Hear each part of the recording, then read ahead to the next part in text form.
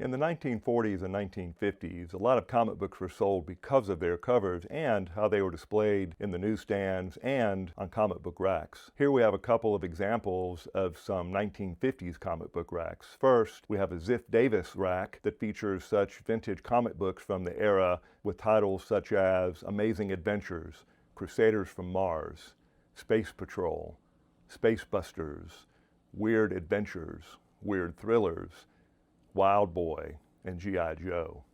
We also have a Dell Comics rack from later in the 1950s featuring fun comics such as comics promoting Disneyland, Pogo, Mickey Mouse, Davy Crockett, Bugs Bunny, Tarzan, and Man in Space.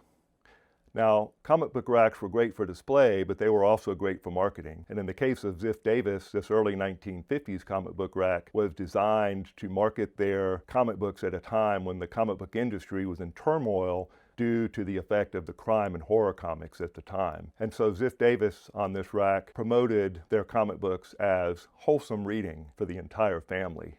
And Dell, of course, always promoted their comics as being good comics and fun to read.